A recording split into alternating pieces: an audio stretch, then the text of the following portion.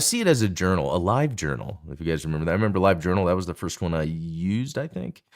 No, there was the website builders before that, but I guess for the idea that I'm, like, kind of journaling. I never really did that with a real journal or notebook or anything, and the reason I decided to stream daily was, oh, this is a way for me when I'm doing game things anyway that I can research some game stuff, talk about game stuff, and then kind of chronicle so I can like look at it in the future. I like doing that. I like looking at my opinions of games in the past, and I don't know. I think it's all culminated to this where I've made a game. And it is on Steam right now, not to buy, but you can add it to your wish list. So this happened Monday also. I had sent it in for approval. I've made some updates to it, to the store. Well, first of all, we have a trailer that's up. You could check it out on the Blue Gamer Twitter. I think I even have it posted here too. Yeah, on this channel. And that's the thing, because this channel is now, well, it's Blue Gamer, but it's pretty much Blue Gamer. It's like this interesting hybrid game dev, game enthusiast. It's like I like playing just as much as I like making. It has the same things that are going on. When I'm playing a game, I love to figure out what these systems are and how they put them together and what's that artistic touch on top. When I'm making a game, it's the same thing. It's like, what kind of neat artistic creative touch can I put on top of putting together gameplay systems that I have fun with, And while I think my big main one, Mech Annihilation, is going to have more substantially, like gameplay wise, that one will hopefully be out soon. In fact, my brother was playing it a little bit yesterday. This is where I decided to take this whole thing seriously, the game dev. And actually what I might as well do right now is, like, I want anyone watching this to wish list, please, if you'd like. I guess the idea with the wish list is apparently that's kind of some telemetry that could be used to get an understanding of how many people are interested and would potentially buy this. Because in the situation I am where, I'm no longer working full time in IT consulting as I was doing before, I'm now considered unemployed. I am trying to see if it's possible that I could develop a game and somehow it could help support me and my family. While I then okay, if this is a possibility, maybe let's dive more in. And I have so many concepts.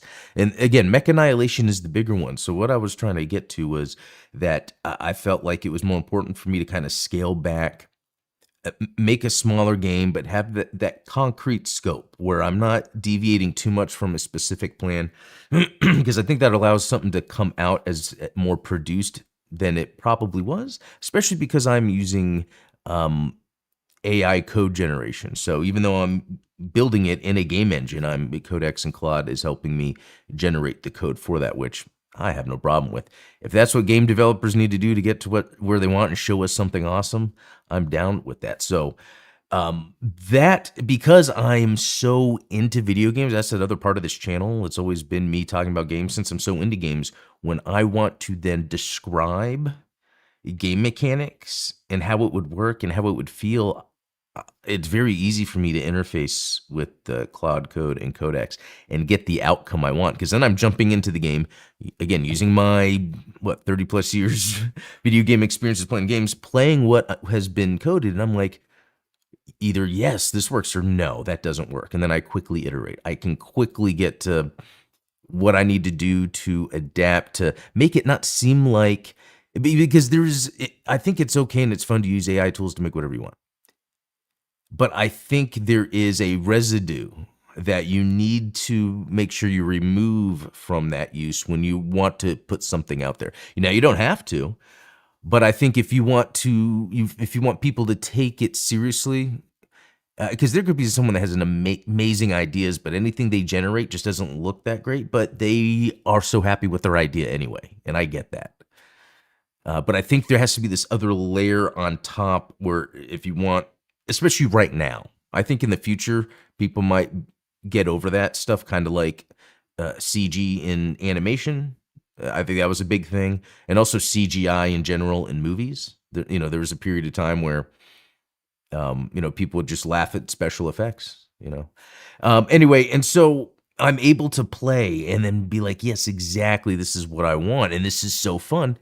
And so that's where I was like, "Okay, let me put out something like Epic Space Battles," because my first thought is, what is the coolest thing I'd like to see in a game that I couldn't do right now? I would love to make a large scale, like, first person or, basically, you would be in a ship, so it would be like, X-Wing, TIE fighter, whatever, and it would be massive ships everywhere, open world, open space. I mean, just that would be really cool, and it's like, well, I don't have the means to do that. So, what I then, went with was, well, okay, how can I then produce that spectacle in a way that's like, "Oh, for a video game, that looks cool." And hopefully what people are seeing, it does that. For me, it does.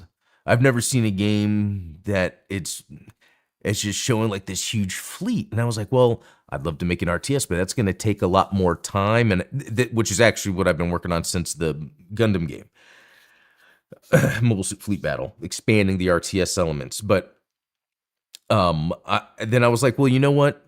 Here's the thing. Here's the experiment. I want to make something that shows off the spectacle because it's cool, but make it cheap. Make it where so this will be $4.99. I thought I was able to have the price up on here, but I guess not yet. But yeah, it's going to be $4.99, and because the idea is, I feel like, again, this is an interesting thought because I'm using AI code gen. I think that that could make the game cheaper. I don't know where I'm really going with that. I saw a tweet about, like, should games be built with AI code generation be cheaper? And I like get that. And I think there could be different cases. In my case, I felt like, yes, for this, I wouldn't want to price this more than $4.99 because the AI code gen has allowed me to get to where I want to so fast. And I would like to do that. I would like to get to where I want really fast multiple times and have so many cool other games people can play. And they're not expensive, but they're all different experiences. So not that I would say for sure 100% any game made with AI should be cheaper, but I align with that notion. I do. Let me then show you guys something else that came of this. So